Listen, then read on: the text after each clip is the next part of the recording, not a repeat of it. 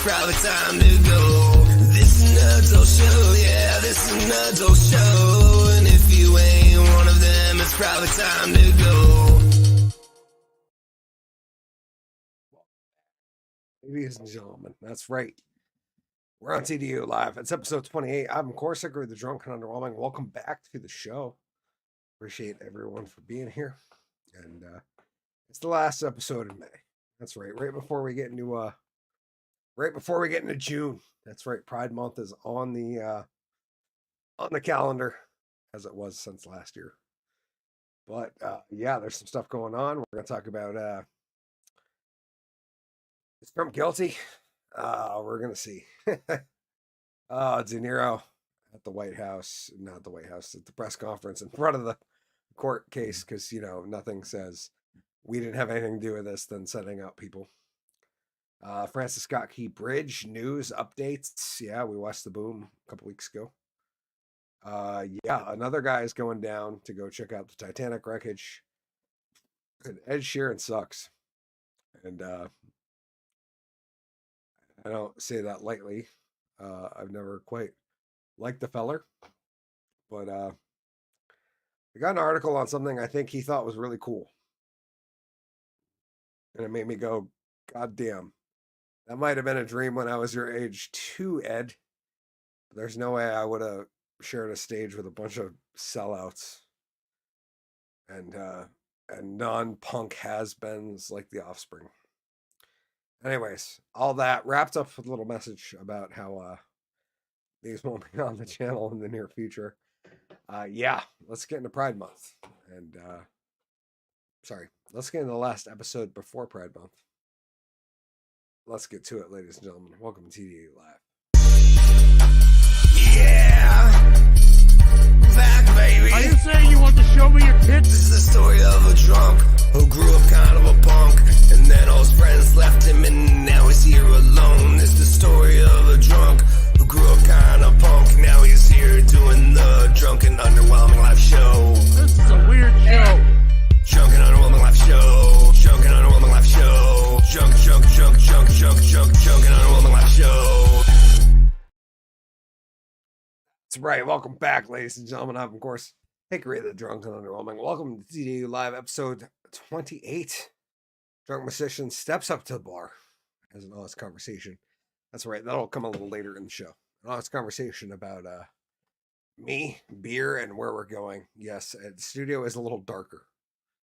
And I gotta blame my main man, GW Foley, for that. That's right. I'm not quite as bright as one may think. No, I'm not quite as bright as I am normally. And that's because there is an eclipse caused by a gaming monitor. GW said, hey, I'm moving. Do you want a monitor? And I said, yeah. Backup monitor would be sweet. And then the one I actually got was huge. And I was not prepared for that. So here we are. Me looking a little dark because right here, yes, behind the lights like back there, but like right here is a massive gaming monitor that I gotta figure out and set up and get going. Oh man, we're already getting comments down there. Nick said, what is up, brother? Thank you for being here, Nick. Drunk Santa is awesome. That's right. Yeah, I do need to get in touch. We gotta check in. Santa should be on towards the end of the month. Maybe early July. But yeah, I'll be checking with Santa because we'll make sure Drunk Santa gets back on the show. But yeah, a little dark in the studio. Mostly because, yeah, there's a monitor here that's like way bigger than it should be. And yeah, GW. I actually performed with G-Dubs. We roasted the movie Tremors the other night, which was phenomenal. We had a great time. And the only bummer is that in another 2 weeks, we got GW's last movie roast before he moved south. And I'm a little bit sad. I'm happy that I get to be on it with him. I'm also sad that we got turned down for Deliverance. That would have been great. And to be honest, I can't remember what we're I look real quick, I'm sure. Oh, we're hosting Maximum Overdrive. Yeah, that should be fun. Absolutely a blast. Anytime I'm out with those guys is a good time. So there's also some pictures of me. Christmas in July sounds good. Yeah, that's right. That's why we have Santa on the mid-season, because he's like halfway through the year. We try to catch up with him, see what's going on. And Santa's always hammered, if not doing other substances. So it's always good to have a like-minded individual on the program, as we try to. A suspicious photo of a guy that looks like me floated out recently. Yeah, that's Kyle from Farmers right there,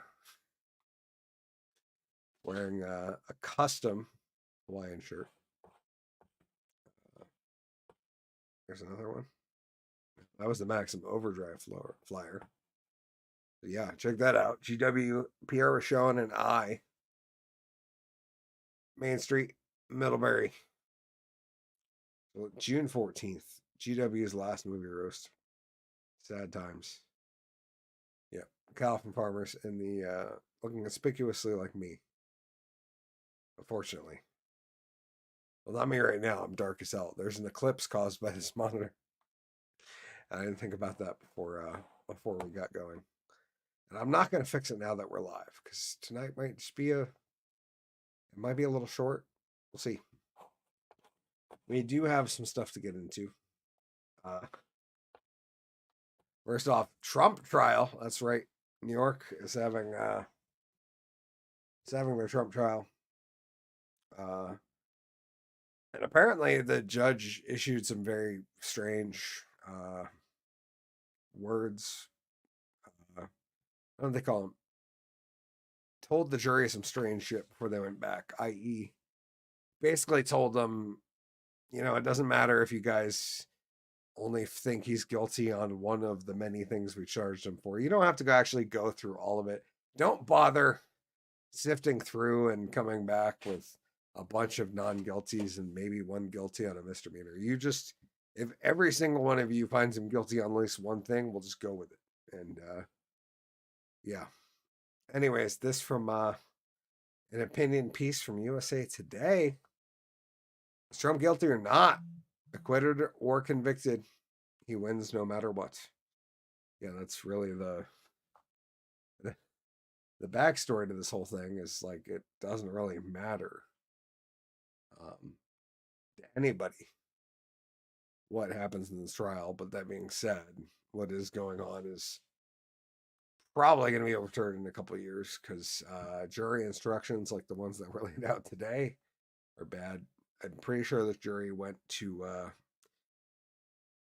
ended their day at 4:06. I'm pretty sure the prosecution was hoping. They were definitely hoping. The jury came back before the end of the day and said, he's guilty. And by the weird stipulation that she gave us, he's guilty on all counts. Because, they basically said, it doesn't matter what he's guilty on. If you think he's guilty, they'll say guilty. Even though he's been charged for like 54 counts, which is absurd, considering this country's long been founded on. Nick said, love the farmer videos. Yeah, that's right. Kyle from Farmers crushing it. The funniest part about the Kyle from Farmer videos is all of the old people who come into the store and are like, oh my God, you just act so natural on camera. And I was like, oh, if you only knew what my other job is. Like, being on a camera ain't a big deal anymore. I shook that shit like years ago. Thank you, Nick, for the heart. Appreciate it. Yeah, shook that shit years ago. But yeah, no, it's the first time they've ever seen me. Anyways, Trump guilty or not, acquitted or convicted, he wins no matter what. Opinion piece from USA Today. Even a jail sentence is a win. What image could better validate Trump's insistence of this being a sham trial run by a kangaroo court and serving time? I mean, are we all going to argue that he's wrong?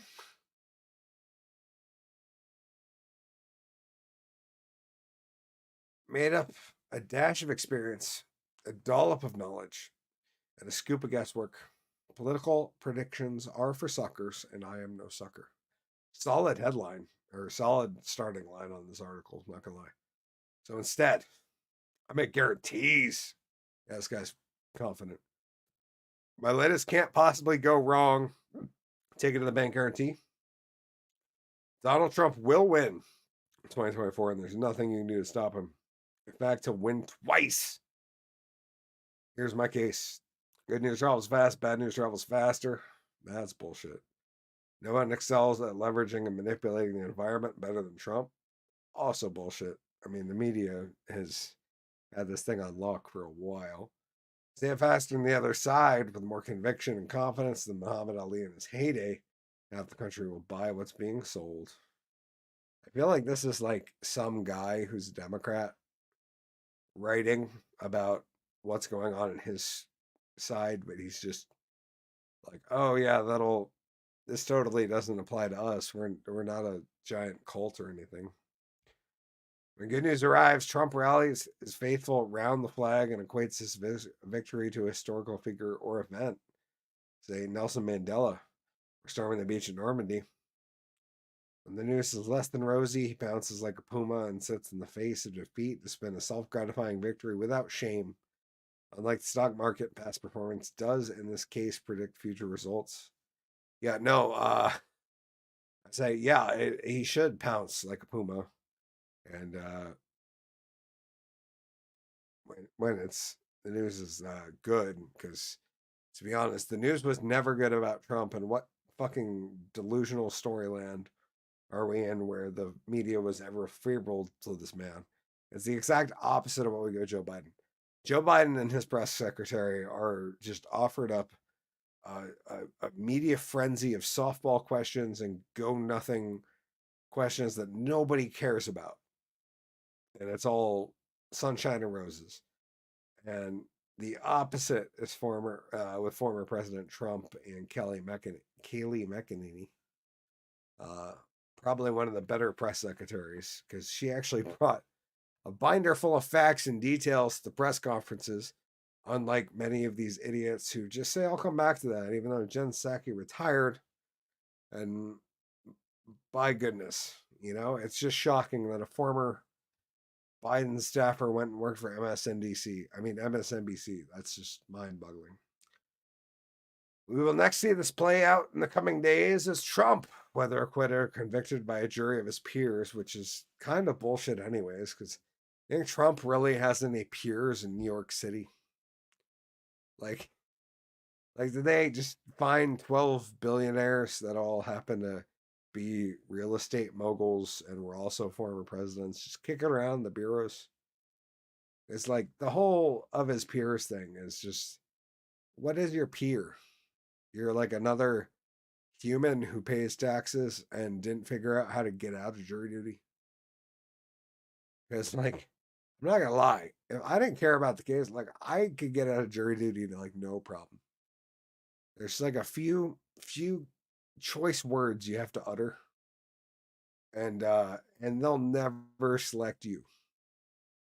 So you're not really being judged by a jury of peers. You're just judged by a jury of people who are too dumb to get out of jury duty, or lazy, or activists, people who wanted to be selectively put on this jury. I don't know. Trump's very coming, but judge him on the horrible things he's doing right now, as president, because he's not president, so he's not really doing anything other than trying to campaign. The best case scenario, acquittal, will be portrayed by Trump as sweet, sweet vindication against every harsh word that's ever been said about him. Every accusation, every indictment, all the cases yet to be tried would be washed away. If this one is wrong, they must all be wrong, right? No, maybe. No, I would say if he's acquitted, there should be a serious law case put in, or a serious suit put in against this judge and everybody who made this sham bullshit go through. A conviction, on the other hand, rather than serving as vindication of what has been said about him and done to him, would be validation of what he's been saying about others. It would prove, just like he said from behind the court's bike rack twice a day, every day, that the judge was conflicted. Jurors tainted by ideology and the outcome preordained by U.S. Department of Justice, weaponizing its prosecutorial authority to damage a political amid a campaign. Which, I mean, like, can we not be adults and say that this is obviously an issue with when you have a trial like this that's been artificially upgraded from misdemeanors to felonies, that was found by the FEC and the SEC to say, no, we don't have a case, we're not going after this. So then your star witness, Michael Cohen, up there on the bench, who says, who basically admits to the fact that,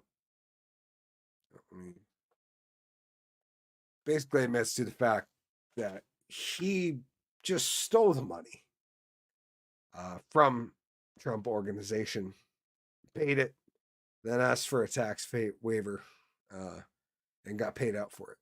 Even though Trump didn't really know about it, he just did behind his back. Even his wife didn't know.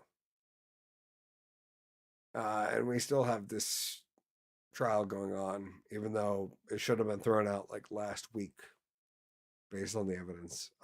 Yeah. I don't care what happens with it.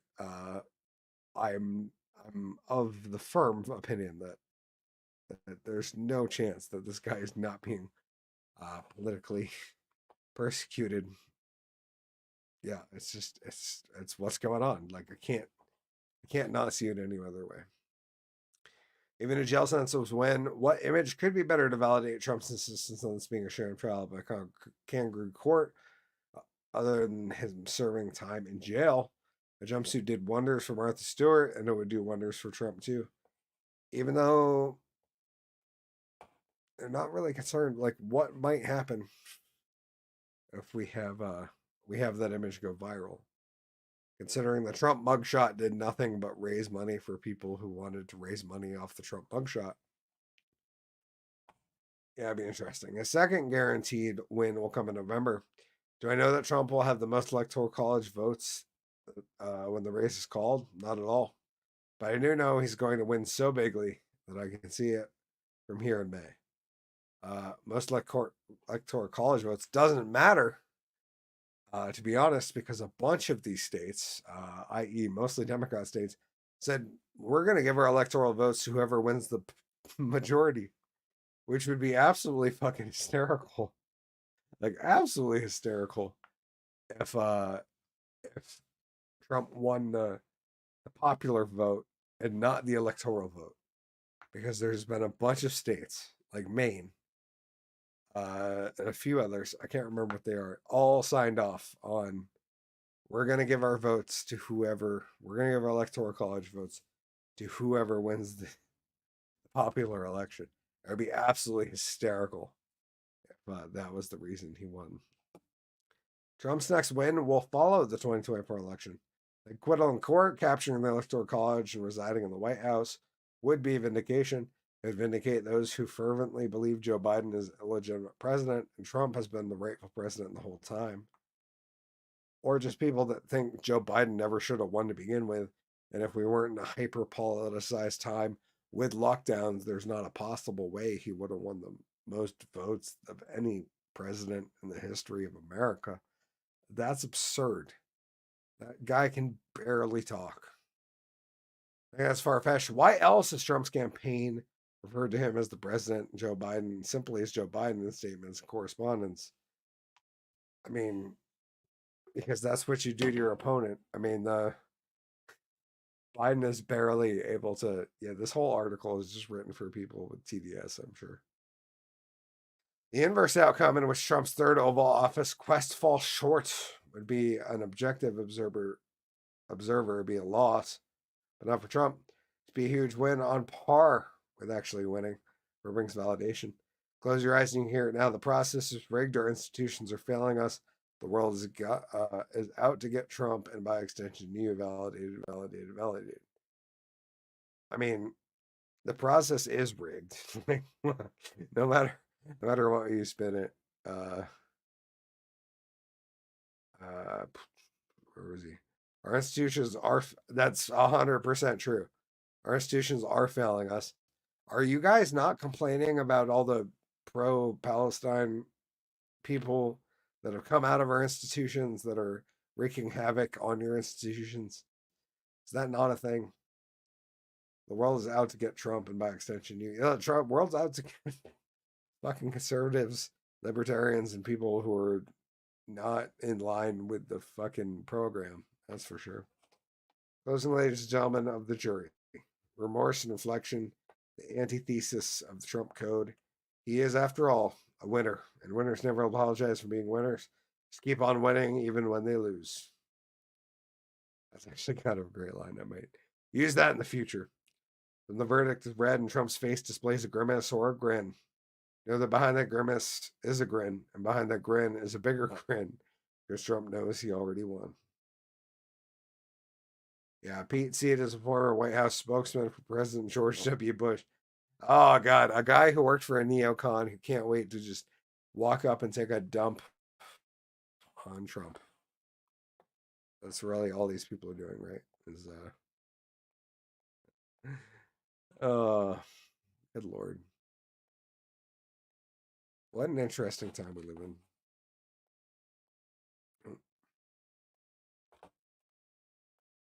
I want to give a quick shout out to MC Molasses and his drop a couple weeks ago. If you guys haven't seen the new video, please go and check it out. It's called FAFO. And we'll play a quick little sound clip.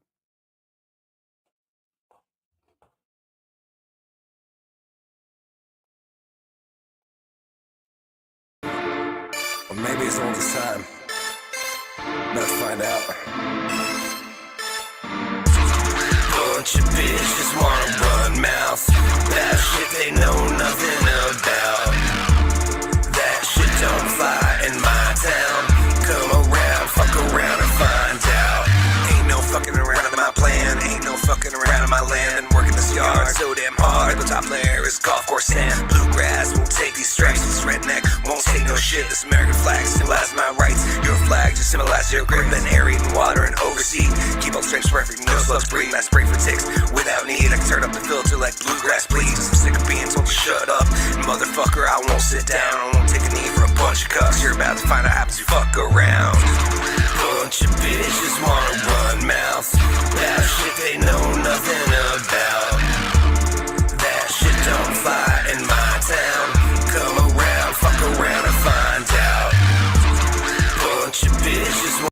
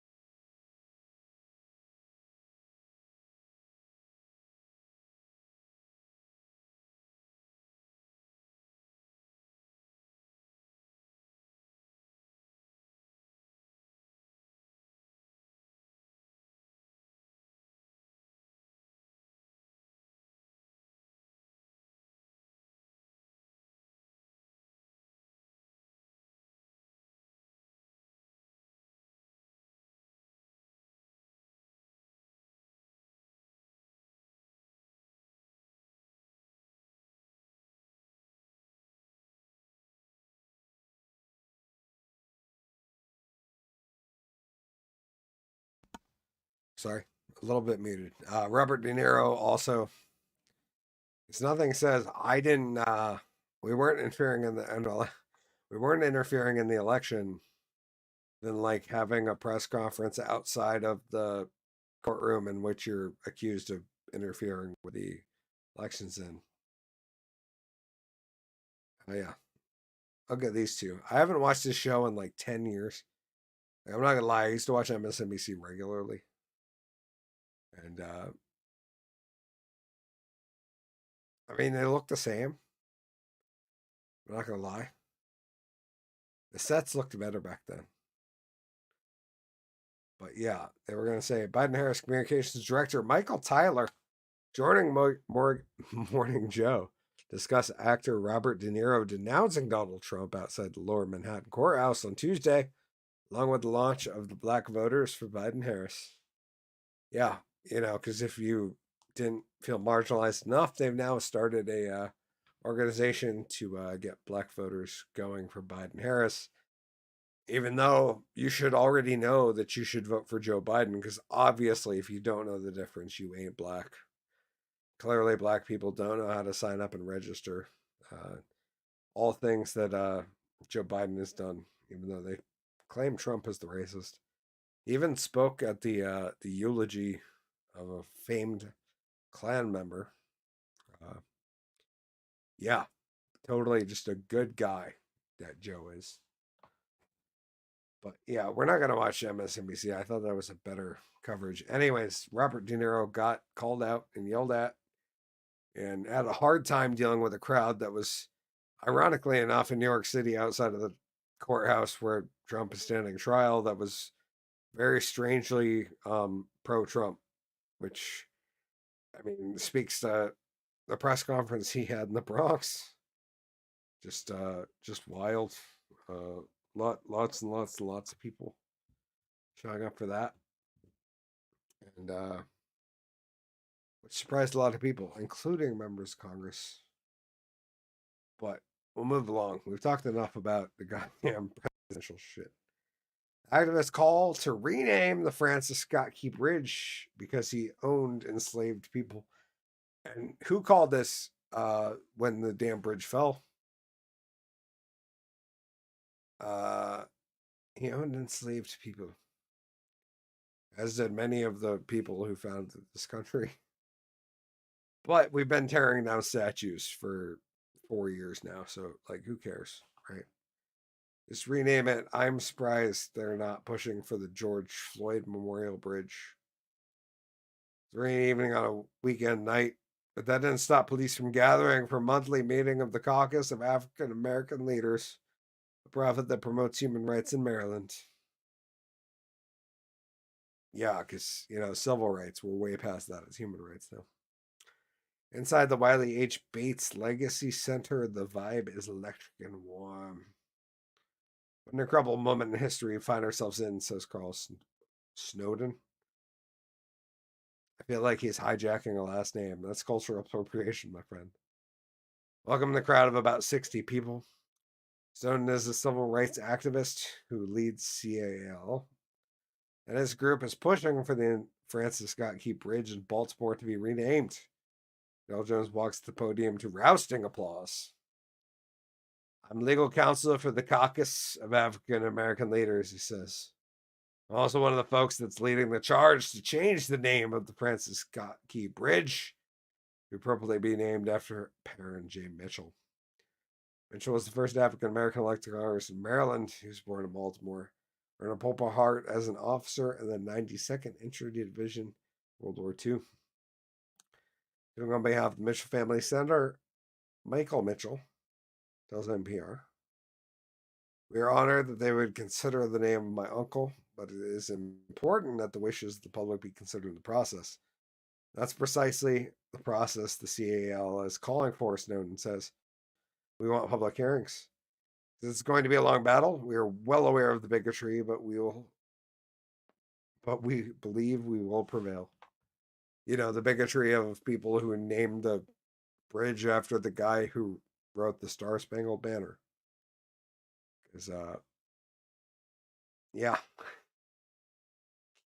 Bigots. Why did you name the bridge after somebody who wrote the national anthem? I don't understand. This group and others around the country have set precedent. For example, in 2017, they pushed to remove the Roger Taney statue, the statue in front of the State House, for more than 100 years, but we've been able to convince the governor and the Maryland General Assembly to take it down. Taney was the 5th Chief Justice of the U.S. Supreme Court. It was remembered mostly for Missouri's Dred Scott decision in 1857 that upheld U.S. slavery and declared that enslaved people were not citizens. The wee hours, I don't know. I would say there's probably something else he's known for, and that might not be the one, but I don't know. In the wee hours of March 26th, the Francis Scott Key Bridge collapsed. The Dahlia ship, container ship, struck one of its piers, leading 6 dead and disrupting communicating patterns.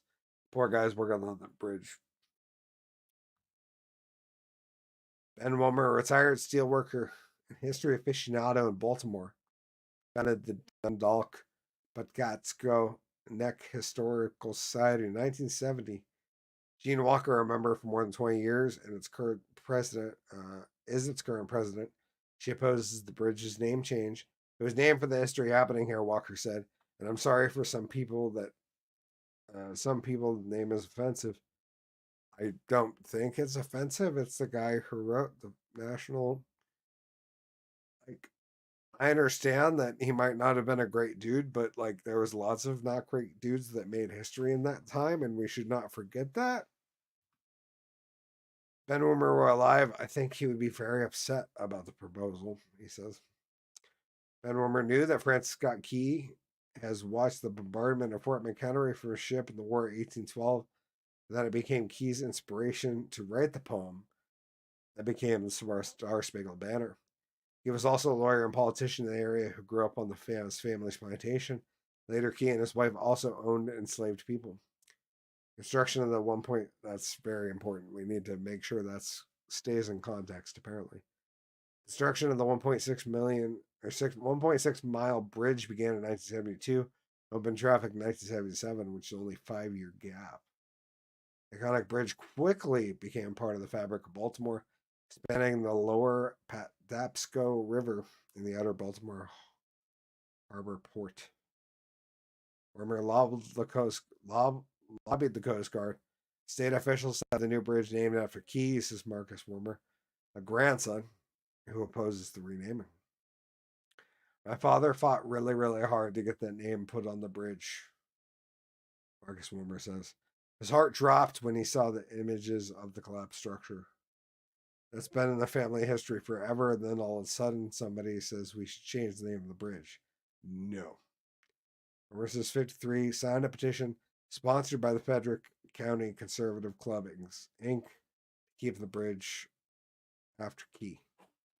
Which is totally interesting too. Not just we're in this weird time of changing the names of everything, but we have this active battle going on. An active battle of 2 groups saying, hey, we should keep it the same, or we should change it. I don't know. To be honest, I don't care what the bridge is named. It'll be the Francis Scott Key Bridge for me anytime I drive over. You know what I mean? On the flip side, yes, in future generations that could change. I don't know.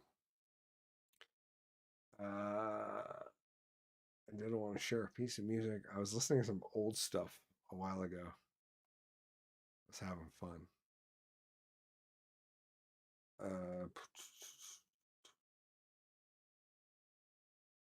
Listen to this one real quick. Quick break. MC Molasses, The Pines.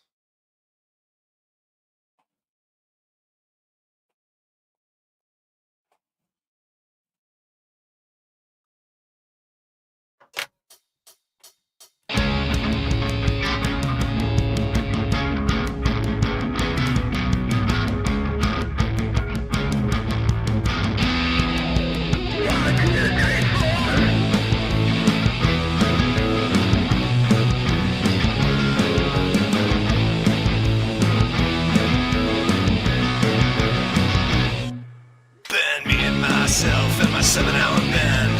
Don't mind learning, but I love to forget all that pain and misery.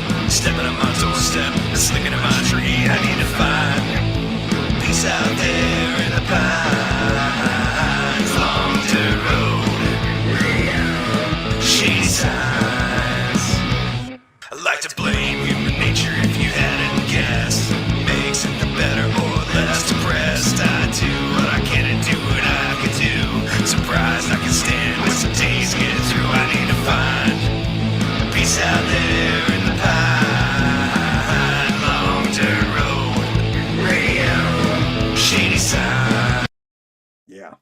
share that because we need to work on that.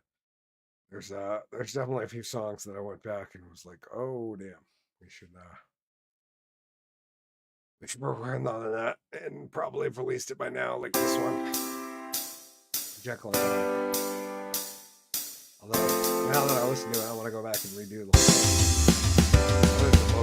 Dr. Jekyll, Mr. Hyde, all alone on this mountainside, doing all we can just to get by. Dr. Jekyll, Mr. Hyde, all alone on this mountainside, doing all we can just to survive. Back where we used to get high, that little spot just behind the pines, we were just stupid teenagers trying to feel alive. That place where we used to get drunk, before you hit the tree line you could smell the skunk. We were only stupid kids trying to get by. Dr. Jekyll, Mr. Hyde, Yeah, R.I.P. to Sean on that one. We'll share the new one that I've been working on. Which I probably shouldn't share. But we've been kind of excited about it. We got a couple topics to get through before we get out tonight.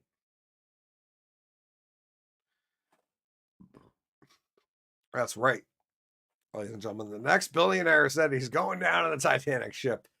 That's right. Let's hope this thing implodes too. No, I'm joking mostly. To be honest, I don't care either way. Ohio billionaire Larry Connor plans to take $20 million sub to Titanic site to prove industry safer after Ocean Gate implosion. I feel like just from saying that, I mean, you weren't using a gaming controller to control your sub and hiring a bunch of DEI people. Is that what you're saying? An Ohio billionaire is take a deep sea submersible to Titanic depths to prove the industry safer in the wake of the doomed Ocean Gate vessel that imploded last year. That's right, killed a bunch of rich people. So yeah, nothing lost, nothing found. Real estate investor Larry Connor of Dayton said he and Triton Submarines co-founder Patrick Leahy, probably not the Senator Patrick Leahy, or maybe, because we wouldn't complain, plunged more than 12,400 feet, 2.3 miles to the shipwreck site and a two-person submersible, which there they will find that, it's still there. I want to show people worldwide that while the ocean is extremely powerful, it can be wonderful and enjoyable and really kind of life-changing if you go about it in the right way. Yeah, like if you're a billionaire who can afford to take a multi-million-dollar submarine to the bottom of the ocean, you'll probably appreciate it more. Yeah, Connor will accompany Triton Submarines co-founder Patrick Lee built a $20 million vessel dubbed the Triton 4002 Abyssal Explorer. Yeah, I'm sure nothing will go wrong. They just dropped $20 million in the vessel dubbed the 4000/2 Abyssal Explorer, which Connor said can carry out the voyage repeatedly. Patrick has been thinking and designing this for over a decade, but we didn't have the materials and technology. Connor said you couldn't have built this sub 5 years ago. Duo said they want to prove that the trek can be done without disaster, despite the implosion of the Titan submersible in June, which killed all 5 people on board, including Ocean Gate CEO Stockton Rush. Even though anybody could have told you that thing shouldn't have gone down there. Titan had been at the Titanic site when it suddenly had a catastrophic implosion on June 18th, even though the Coast Guard was like, we don't know. And then 5 days later, they're like, oh yeah, we heard that blow up 5 days ago. A few days after the tragedy, Connor called Leahy and urged him to build a better sub. He said, what we need to do is build a sub that can dive the Titanic repeatedly and safely, demonstrate to the world that you guys can do that the Titan was a contraption. Leahy told the paper. Connor didn't say when the voyage will take place. Yeah, it was a contraption. And the fact that they got 5 people, including a couple billionaires, to hop on that thing, it's like, oh man, I'm glad you guys have lower standards than I do, because I love reading this. Leo is among the critics in the deep-sea adventure industry who accused OceanGate of questionable safety standards, calling Russia's approach quite predatory. Industry experts and whistleblowing employee had previously come forward with fears about the safety of the vessel, in part because OceanGate opted not to certify it through credible safety groups such as the American Bureau of Shipping and Det Norsk Veritas in Europe. Rush billionaire explorer Hamish Harding, which I'd had expert Paul Henry Narlagat, and Pakistani businessman Shahzada Dawood and his 19-year-old son Suleiman died instantly when the Titan exploded under pressure of the Atlantic. Yeah, to which our own Navy lied to us about for 5 days until afterwards. They're like, oh yeah, we heard that. No big deal here, my friends. We didn't really notice anything. Anyways, the last story of the night. We're going to keep this one short. I used to pretend to be in their band in the mirror. Watch Ed Sheeran live. Live out a childhood dream by joining pop punk legends The Offspring on stage in California. Like, what? I hate The Offspring straight up. Like, I'll say that.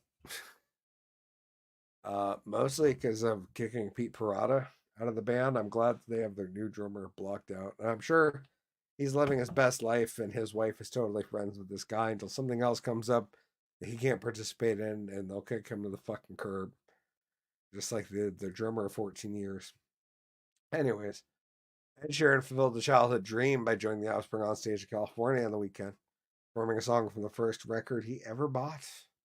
English singer-songwriter superstar joined the veteran South California punk rock band, pop punk band on stage at the Bottle Rock Napa Valley Festival on May 26th, played Million Miles Away from the band's 2000 album Conspiracy of One. Introducing Sharon to the festival crowd, The Offspring's Dexter Holland said, Ed told us that one of our records was the first CD he'd ever bought when he was a kid. It really meant a lot to us, so we thought, wow, we'd love to have you come out and join us on stage. We're going to play one of the songs you wanted to play. Shearer added further context to his Instagram, posting a video of himself showing the band an Offspring tattoo on his arm with the caption saying, the first album I ever bought was The Offspring Conspiracy of One. I used to pretend to be in the band in the mirror and sing along to the album when I was 9. Mostly it's to their song Million Miles Away, as it was the first song of theirs I heard. Yeah, Noodles and Dexter got in touch when they found out they were playing at the same festival. See how I got to the stage and sing? It was an instant, obviously, yes. Really felt like living out a childhood dream. Yeah. No, I'm sure it was amazing, Ed Sheeran, but I, on the flip side, have morals and could not justify as much as I love these guys, or love their music back in the day. Not a chance you'd find me stepping on the stage with The Offspring. Just can't. I couldn't. After cooking Pete and watching Pete's interviews and seeing how they just kicked him to the curb like that, like I just can't imagine. Anyways, thank you for joining us on the Eclipse episode, ladies and gentlemen. I'll play the newest song or a clip of it for that Jake and I have been working on, and then we're going to get this out of here. Keep it short. That's right. What, 45 minutes? Hot damn. 45 minutes on the nose right now. But yeah, I'll be live June 14th with GW Foley and Pierre Vachon to roast a movie in Millbury. I still can't remember what it was. Anyways, this is just wrote lyrics for this. This is Jake Poo and I. This is the first Uncle Dad song being recorded in nearly 15 years. So listen to a clip and get on out of here.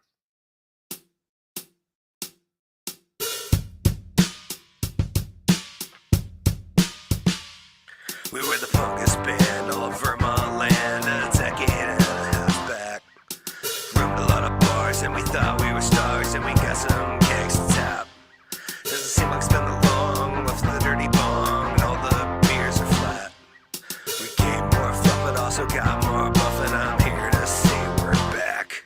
Doesn't seem like that long since our last song, but that was like 15 years. Been through 2 wives, made it out alive, and killed a few pallets of beer. To forget where we're from, that fuck you punk, even though we're employees of the year. So I came right out, fuck what you're about, I got something to leave here. And God might be a little sick of it, and your bad race. All these people have got to pick, you got no fucking right.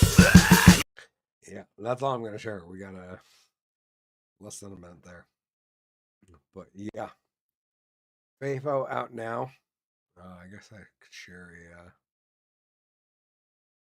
a little piece from one of the songs that's coming up soon. This is The Seasons. Like, oh my god. Like, I totally love living in Vermont. Like, it's got, like, all the seasons. It's not just summer and winter and fall, but it's, like, stick season and mud season, too, and foliage.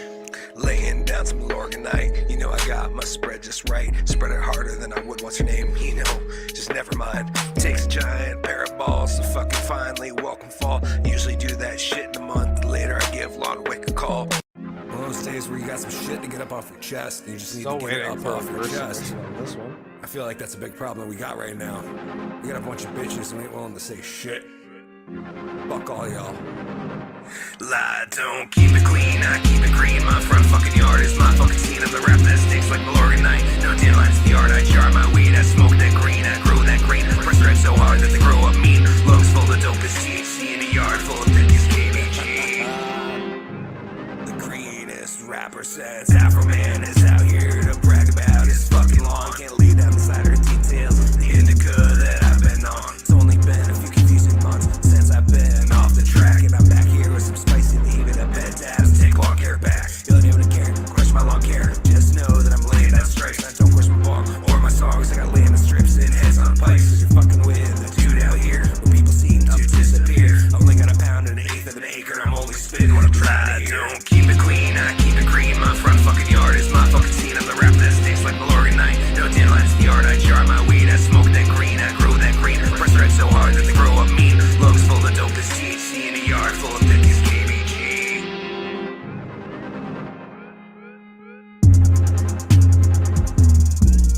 Yeah.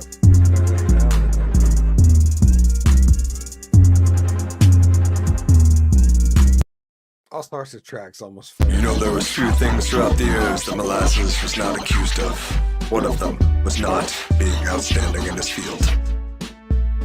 Can I ask who you wanna be? Cause it never changed for me. All the things that I did back when I was a kid, just so I could be the shit with the weapons I wield. Can I ask you who you wanna be? Cause shit ain't never changed for me. Whether we raise another barn or we kill it at the bar, I'm out in my yard, I'm outstanding in my field. Outstanding in my field. Yeah, this set was more like. I got too many questions. Let's start off with how was your day? I come from a long line of rejection. Used to watching societal decay.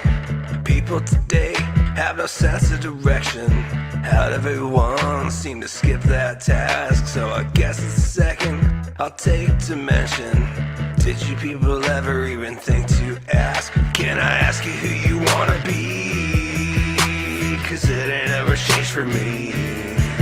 All the things that I did since I was a kid, just so I could be legit with the weapons I wield. Can I ask you who you wanna be? Cause it ain't ever changed for me. Whether I'm out here at the bar or we raise another barn, I'm out killing it in the yard. I'm outstanding in my field. Outstanding in my field.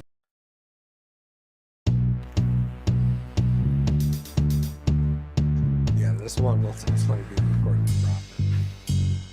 I forgot who you were and what you stand for and why you're not for me.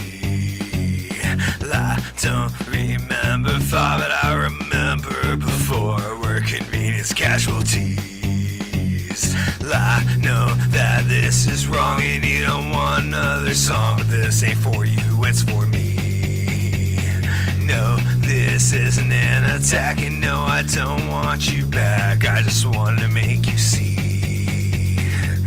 This one's for me, I'm not up for free, and I'm not up for rent. It's so damn sick, all logic and how this all made sense. We bend the rules and live and blues, and it just happens to be this comes to a halt. This is our fault, we're convenience cast. Okay, we'll get out here on this one. This one I definitely know. It's been about a year since I worked on this one. But this is Jekyll and Hyde, a song written by Sean, who was rest in peace, brother. I hope your family is doing well. But a song that Sean, Vinny, and I wrote together, and nobody wanted to take credit for it. So here I am. Anyways, the first verse is Sean's verse, second verse is Vinny's verse. MC Molasses comes in on the third. And yeah, we need to get this polished and released. Dr. Jekyll, Mr. Hyde, all alone on this mountainside, doing all we can just to get by. Dr. Jekyll, Mr. Hyde, all alone on this mountainside, doing all we can just to survive. Back where we used to get high, that little spot just behind the pines. We were just stupid teenagers trying to feel alive. That place where we used to get drunk, before you hit the tree line you could smell the skunk. We were only stupid kids trying to get by. Dr. Jekyll, Mr. Hyde, all alone on this mountainside, doing all we can just to get by. Dr. Jekyll, Mr. Hyde, all alone on this mountainside, doing all we can just to survive. Takes me back straight to Birdfest Hill, where Jake learned ecstasy doesn't come in a pill. We were all taken back by a crowd singing along. It always felt right and never felt wrong. We always played the same 5 songs. Wish one more time I could scream the pines next to you, Sean. Dr. Jekyll, Mr. Hyde, all alone on this mountainside, doing all we can just to get by. Dr. Jekyll, Mr. Hyde, all alone on this mountainside, doing all we can just to survive. Been Dr. Jekyll since I busted on the scene. You wouldn't want to see how to repeat out if you know what I mean. Dr. Jekyll blowing up some medicinal weed while Hyde's in the back eating sheets of LSD. We're from the lush hills, the mountains of ET, where the green mountains are brown, orange, white, and green. You got the Hyde inside, that little bit of a fiend. For every molasses you met, there's fucking 3 you ain't seen. Hyde's chalking out lines while Jekyll's talking out time. Always playing catch up, Hyde's running behind. Time on this mountainside, it's time to rhyme and shine. Shit, I floated up here, bitch, I'm not fucking high. It's all about time on the mountainside, learning how to embrace the grind. Yeah, you got the plan, doing all you can to get by. But you gotta understand, man, I do all I can to stay high. Cause Dr. Jekyll, Mr. Hyde, all alone on this mountainside, doing all we can just to get by. Dr. Jekyll, Mr. Hyde, all alone on this mountainside, doing all we can just to survive. Dr. Jekyll, Mr. Hyde, all alone on this mountainside, doing all we can just to get by. Dr. Jekyll, Mr. Hyde, all alone on this mountainside, doing all we can just to survive. Dr. Jekyll, Mr. Hyde, all alone on this mountainside. Last back. Not a share tale, an old tale, or maybe as old as time. Let's find out. Thank you guys for doing Bunch of bitches wanna run mouth. That shit they know nothing about. That shit don't fly in my town. Come around, fuck around and find out. Ain't no fucking around in my plan. Ain't no fucking around in my land. Been working this yard so damn hard. The top layer is golf course sand. Bluegrass won't take these stripes. This redneck won't take no shit. This American flag symbolizes my rights. Your flag just symbolizes your grip. Been aerating water and oversea. Keep all stripes perfect, no slugs breathe. I spray for ticks without need. I can turn up the filter like bluegrass bleeds. I'm sick of being told to shut up. Motherfucker, I won't sit down. I won't take a knee for a bunch of cucks. You're about to find out happens you fuck around. Bunch of bitches wanna run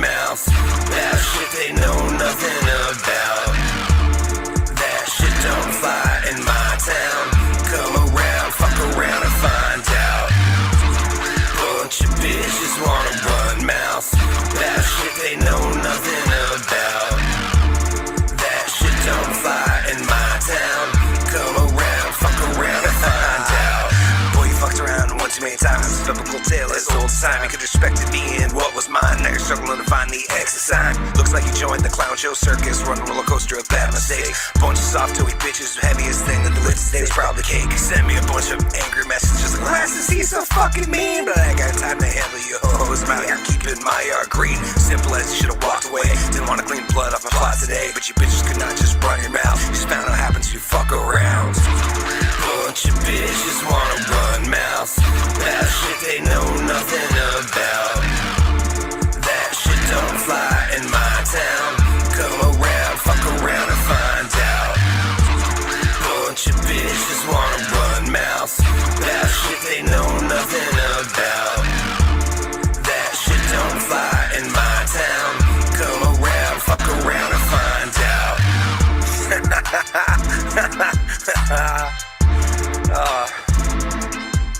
Y'all motherfuckers couldn't just heat some Warden, could you? Anyways, that's all I got. Thank you guys for joining me. I'm, of course, Hickory the Drunk Underwhelming. This has been TDAU Live episode 28. Drunk Mercy steps up to the bar and has an honest conversation. Honest conversation part, you will not see me drink in the next couple months. That's right. May, I tried. I cut back a lot. I stopped consuming caffeine nearly as much. I cut down my weed intake. I cut down on my beer intake. And next month, June, it's Pride Month, bitches. And that's right. As a strong, independent lesbian like myself, I'll be going hard June, July, August, September, and dropping some poundage. Hopefully about 10 pounds a month, which is kind of what I did last month, but it's going to get more difficult to do. So yeah, about 10 pounds down in May, and we're trying to do that June, July, August, September. It should take me from about 282-ish, say 285, down to 245. That would be quite incredible if I was under 250 in 4 months. And yeah, we'll be doing that. That's the thing. We're starting off Pride Month this right as a proud lesbian. It's time for me to drop some pounds and get better at manging the muff. So that's what I'll be doing. Anyways, I hope you guys are great. I hope you guys have a great rest of your normal month before Pride Month kicks in soon. And I will see you guys on the next episode, the first episode of Pride Month. Till then, Drunk Magician out. Cheers. Above all else, I just want to say thank you. Have a beautiful night. Drunk Magician out. Cheers. Now let's get the credits. Thank you all for being here. I appreciate the